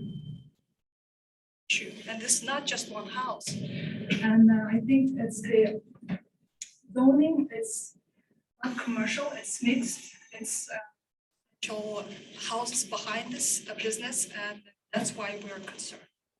Second big issue for me is the because I live next to 12 units who are all rental to students, and they are already blocking entire Amherst Street from East Street to the America where ECBC. And then there's the corner where Mr. Stephen Bailey lives.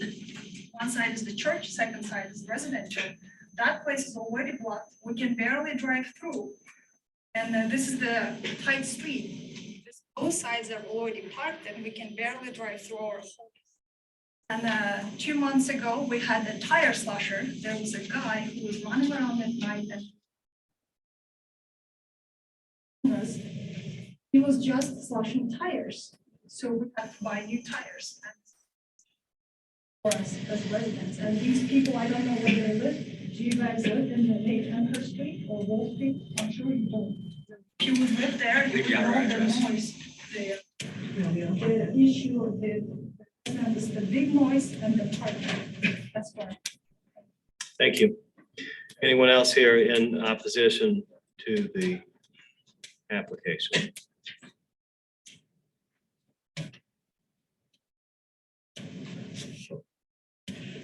My name is Steve Bailey. I hope you'll bear with us a little bit. We talked about making a change that's going to last forever in our neighborhood. So if you few minutes, some big issues, I think they need to be discussed here, please.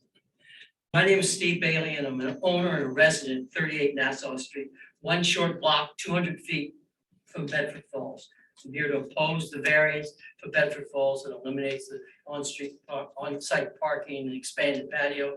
This would be a substantial detriment to our neighborhood. At its best, the east side is a village. A village is small, it's friendly, everyone knows everyone.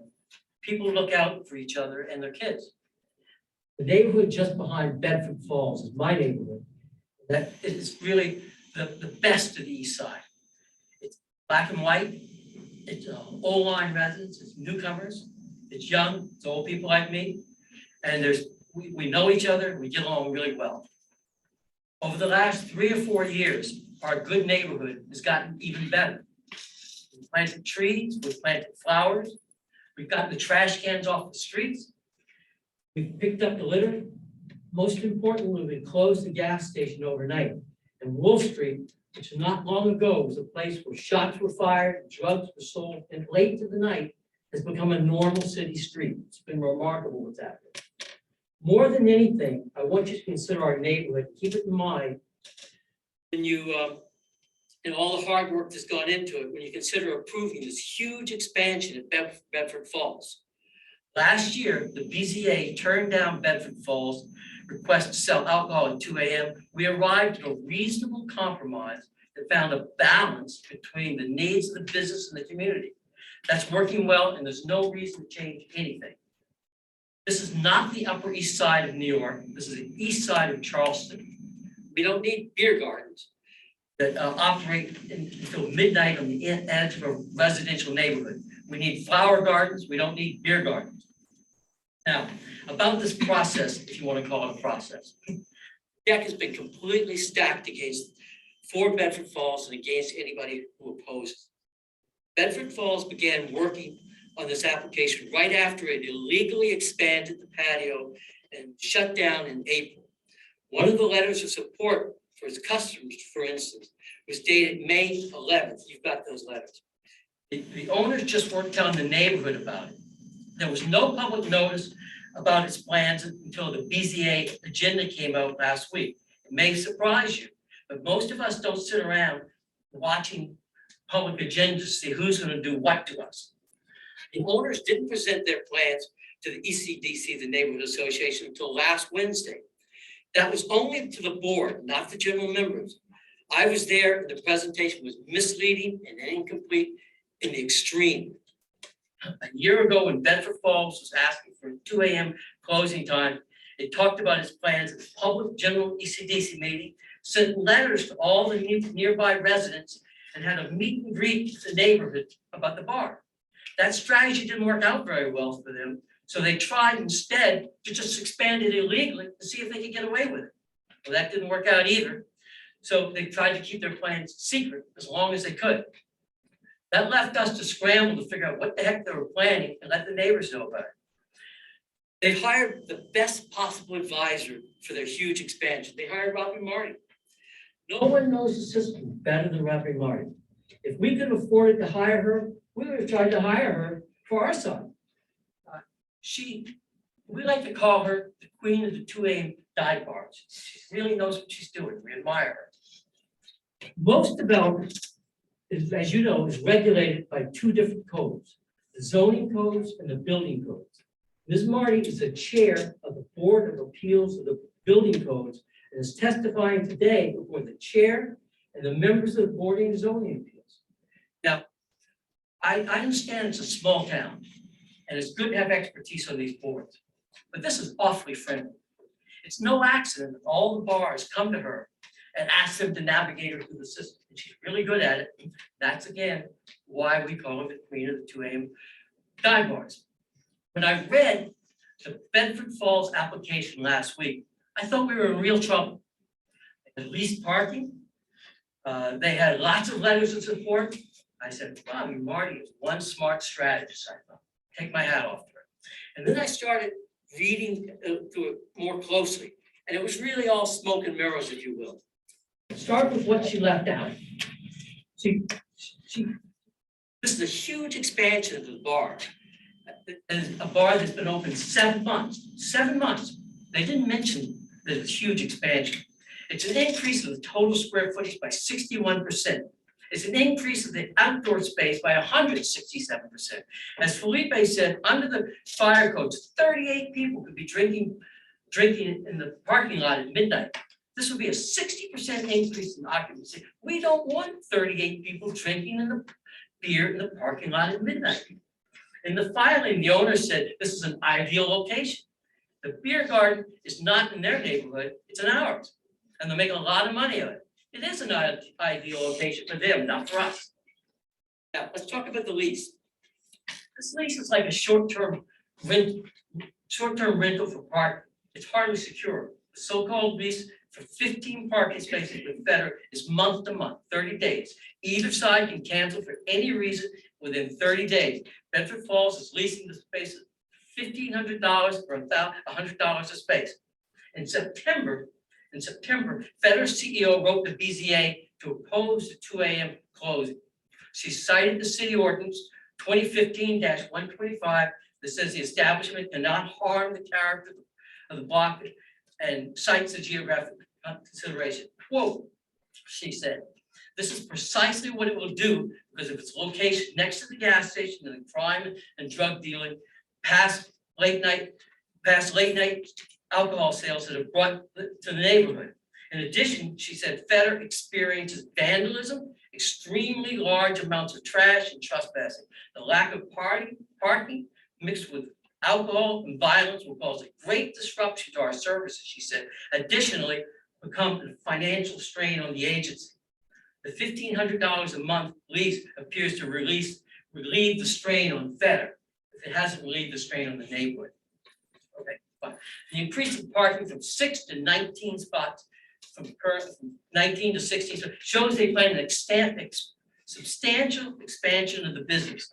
Total occupancy would increase to 103 from 65. Again, we don't want 38 people drinking beer in the parking lot. This is not what our neighborhood needs, and it doesn't want to become. Now, about the letters of support, if you will. It's obvious from the letters Bedford Falls customers knew about the plans for the patio. The rest of us just didn't. Okay. By my count, there were 12 letters posted. I know most of my neighbors darn well, actually, but I didn't know any of these people. When I looked, I realized that most of them were students or 20-somethings or 20-somethings. A quarter of them lived several blocks or more away from Bedford Falls. We welcome everyone in our neighborhood. Many of these folks are many of these people are just passing through. They'll be here a year, they'll be here 2 years, and then move on. The 2 letters are from 61 Amherst, just as an example.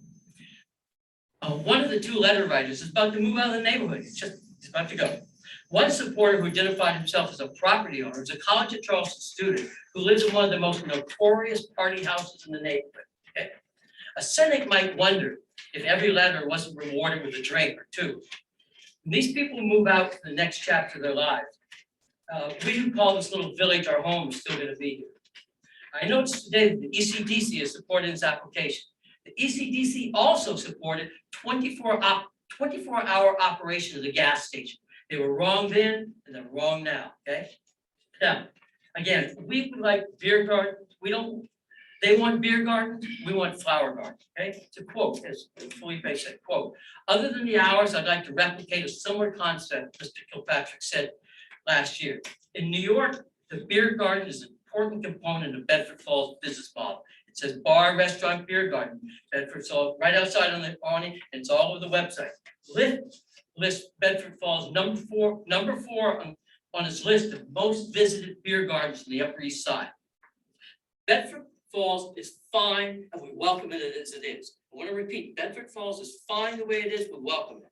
But if Mr. Kirkpatrick really wants what he had in the Upper East Side, he should go back to New York, or he should move his beer garden to King Street, because the East Side doesn't need a beer garden. Okay. Bedford Falls, nobody's told you that, but Bedford Falls was caught cheating. Okay. In April, Bedford Falls illegally instituted the very plan that it proposes. It eliminated the 6 parking spaces, and it didn't even bother the police in those days. And it expanded the patio. The BZA ordered it to be stopped. Now, I don't know if Ms. Marty recommended they just do it and see if they could get away with it, or if the owners did it and tried to get away with it. But either way, Bedford Falls should not be rewarded for bad behavior. Mr. Bailey, are you close? I'm getting close, but again, it's going to be lifetime for us. I am getting close, but thank you. Thanks for your patience. All right, we talked about you're gonna just redo Tobin's all over again. Okay, I'd like to finish where I started, very important in my neighborhood. What you do here today will be a direct impact to our neighborhood for years to come. I told you how the neighborhood would come together to make it a better place. That's true. But this is true too. Our neighborhood is under incredible stress right now. Okay? Consider the single block of Wolf Street just behind Bedford Falls. In the last 3 years, every house on the north side of the street has been turned into a 30-day rental, except for Tim Wolf, which is now all students. The driveways are now all cars from Vermont and all. The south side is still long-term for now, almost done, but please be patient. This has been driven in part by Tim Scott's Opportunity Zone tax incentives to make these opportunities particularly attractive for investors and the overwhelming economics of 30-day rentals. 30-day rentals are far more profitable to any of these investors than the leases. So the residents move out, the visitors move in, and every month we have different neighbors. Okay, you want people like Felipe. You want people like me. We're the people who plant the trees. We give the Yard of the Month awards. We hand out the birthday cake at Philip Simmons' birthday party. We call 911 before the shooting starts at South Street, and we stand up after and say it has to stop. We're the ones who attend meetings like this, and sometimes you don't want to hear us, but it's important we matter. To maintain a real sense of community, there has to be some balance. It can't be all 30-day rentals and beer gardens. What we're asking is some balance, and what we're asking is perfectly reasonable. Your own staff recommends this. We're not asking anything your own staff is not asking. All we ask is nothing change. We have comfort, we have a compromise, we have balance, just leave it alone. Thank you. Thank you, Mr. Bell.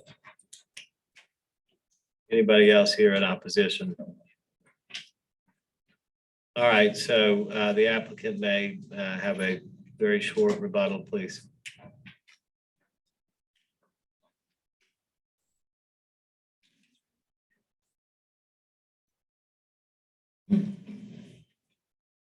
Yeah, go ahead. Let's try to keep whatever you're going to say within 2 minutes. Okay, so first, I want to just say, we really appreciate all of the neighbors who have showed up to express your opinion. That is important to have neighborhood input. And I think now in this climate that we live in, that more than ever, to be heard about what one thinks it really is, it does matter. The two things that come up over and over again are the noise and the parking that we have begun to address. And I will simply say again that the Kirkpatricks have done their best to secure parking. That is more than what they are taking away, more than what is required. They get it. They understand. Their employees need places to park. They want their patrons to have places to park. And it is a month-to-month lease, but again, that's a reasonable lease that one would find in the city today. And then again, to address the noise concern, one of the things that we would like to offer with to attach to an approval is if the city would require that there would be no amplified music or live music on the patio. We feel like that would be a perfectly reasonable rider to go with this, just to assure that noise will not be an issue extending from. And I do know that I just want to address that, I know that in the opposition, a lot has been said about the this particular restaurant and the Kirkpatricks, and that I think the record will show that they have run an excellent restaurant. They ran an excellent restaurant in New York, and their intention is to do the same here in Charleston. They want to be the neighborhood restaurant and to be the place that brings the community together. Thank you. Thank you, Ms. Marty. Anything else? Kirkpatrick, you 1 minute. I gave her 2. I'll give you 1. Yes, sir. Thank you so much. Regarding beer garden, if anybody saw location in New York, it's a charming term. It wouldn't be confused for a location in Munich. We don't have Steins. We have 400 apartment units surrounding us. We have community board 8 in the 19th precinct. that wrote such a beautiful letter. We don't get noise complaints. We don't play to the whistle. We shut everything down early. We're considerate. This is our livelihood. We have to live amongst everybody here. I'm not here to put a thorn in anybody's side. I'm not going back to New York. That's a promise. I love it here. I love it here. Thank you. Thank you. I'm sorry, we got the applicant to rebut. I'm confident that you would make an excellent presentation that's consistent with your last one and be in support. I understand. Thank you. So with that said, does anybody have any questions for the applicant? Okay. I have a couple of questions. I'd also thought about the amplified music, but I wanted to ask about the lease. Is there any way to get a longer lease agreement? I would totally be on board for amending it. I would also be willing to, what I did prior with my employees was we actually had parking stipends that I paid for their parking because I didn't want them going in the neighborhood to use their parking. Right now, I want to work on a validation and everything else. We just signed it. We've been working on it since last fall. So as of this moment, no, but I would love to go back to them and discuss longer or a little bit more stability to that lease. It'd be more comforting for myself, to be honest with you, and everybody involved. Yeah, I think that is, considering parking is the issue, it just seems like a month to month doesn't really give much security, I guess, to people who are concerned about the parking. If it goes away, then what? But I also wanted to ask about, what are your hours? Yes, we serve 10:30 to midnight is our opening hours. We actually give last call at 11:30. We don't serve to midnight. Our job is to get everybody out of there by 1:15. We turn off the music, turn off the lights at 11:30. We're not much of a college bar. They haven't really caught on to Frank Sinatra and Sam Cooke lately, but so such is life. And then during the week, it's 3 o'clock to midnight as well. Those are our hours of operation again. Lights up, music off. We have our lanterns going 24/7 regarding the lighting, and we got a lot of flowers too. So that's our operation. Yeah. So no time during the week you're open past midnight. Oh no, ma'am. Thank you. And you open at 3 or 10? 3 o'clock Monday through Friday, and then 10:30 in the morning on Saturday and Sunday.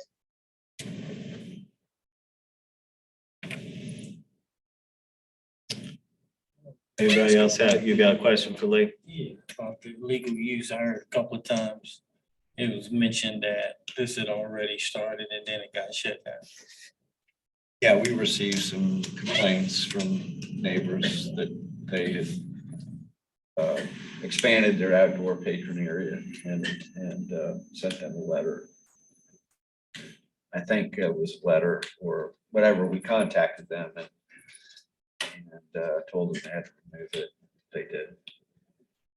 As much as I believe you're in operation compliant with the rules now. You did remove what you added. Yes, immediately. That was our ignorance. There's nothing, and there wasn't. I mean, there's nothing small or shy about it. It was red umbrellas and black wrought iron tables. We weren't trying to sneak anything. It was right there. April 1st, when we signed the lease, we put it up on April 15th. And that was 100%. We just figured it wasn't a permanent structure. We weren't thinking, I'll be honest with you, there's really nothing. Mr. Rowe called us on a Thursday and asked us to take it down. We did it immediately. We don't want any trouble. That was the gist of it. So. All right, That's how that. anybody have any further questions for anybody? No, discussion. Just one last one. So, Yeah. how many people would you say you would be able to seat outside if this were expanded? Yeah, the seating, I believe, it's like 22, I think we had, we had 4 tops, so that's 16, and another 4 2 tops. So would have got 24, I think, at max. That's what we're looking at. We don't really want to make it bring it eventually, you know, we want to utilize the space, but we don't want to make it Lee, can you pull up that email chain that you had with the Bedford Falls NYC? So this was, and I have a question for the applicant. This is an email dated, well, the first one is dated April 27th, 2021.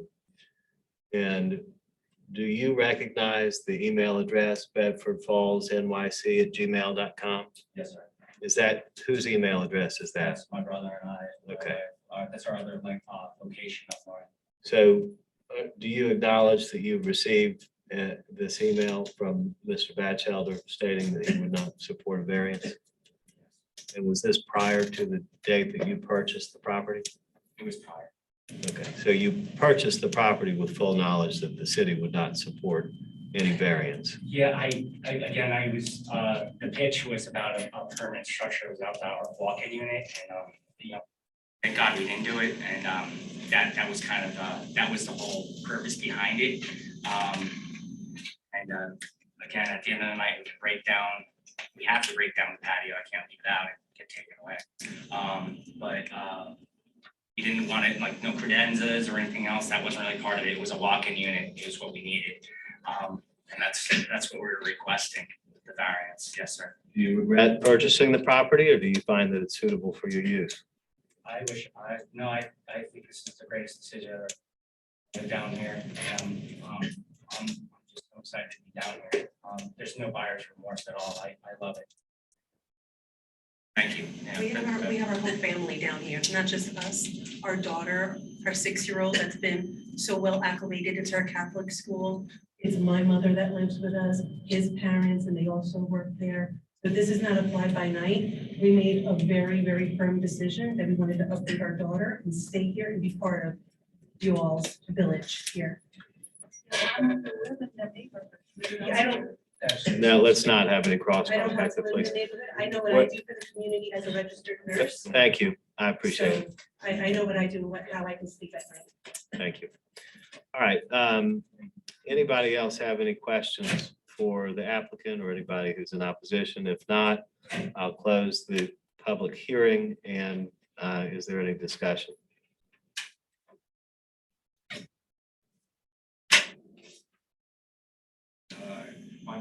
Thank you. I'm sorry that people spoke harshly about you individually. I apologize. General business, the zoning is to aspire and inspire some density in the city and to create some opportunities. Purchase the property, understanding the uses of the property, and what y'all want to do, I think is interesting, but it's not inspiring or aspiring to really embrace and feel the spirit of what general business is all about. I think there is a day and time for that property to become more densely used, but this just might not be the opportunity.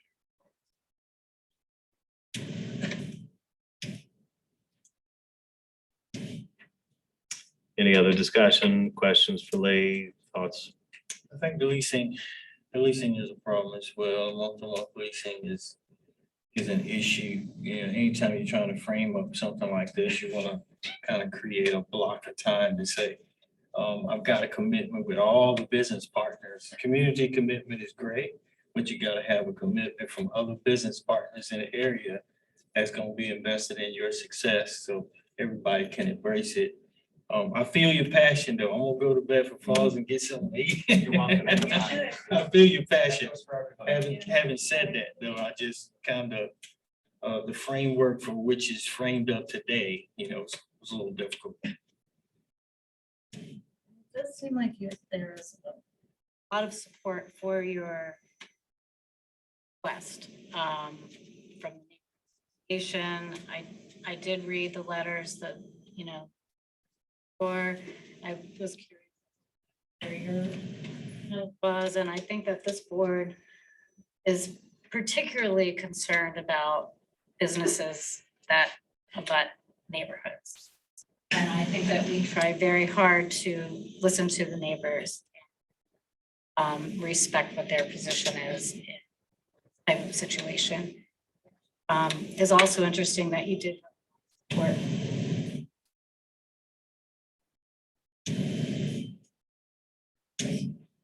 And until the meeting, I didn't really realize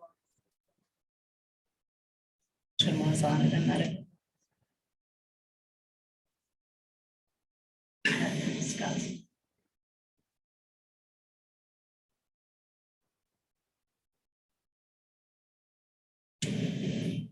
Yeah, I agree with everything everyone has said, and I just think that there are too many pieces to it that are unknown that would, should they go the other way, would detrimentally impact the surrounding residents. And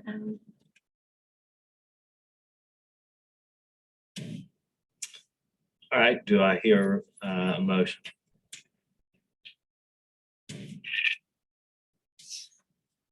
There's no motion, there'll be no vote. So I guess technically we have to vote. The motion has to be to approve and then we have to defeat that motion. How would you like to see? No, the it could be a motion? motion to deny. You can make a motion to deny, you can make a motion to approve. If no motion is made at all, then it will not have the votes to carry. So I can't make a motion as the chair.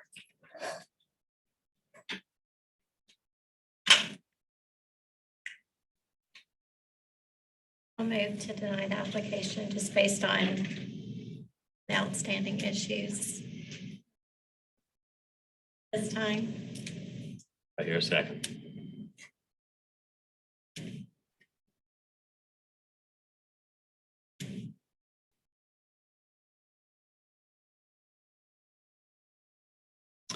Motion on the floor to deny the application. Is there a second? Second on that, so. Okay, all right, we have a motion to deny the application. We have a second.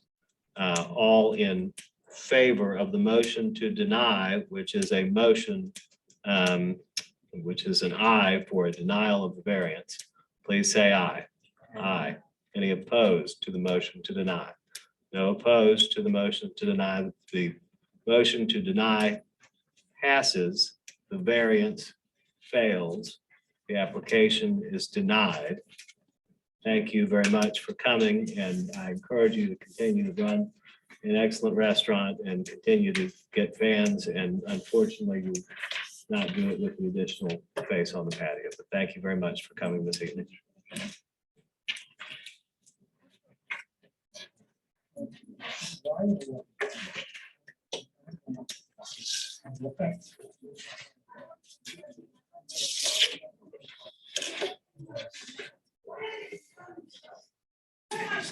This has nothing to do with us, but this is what we've been indicating.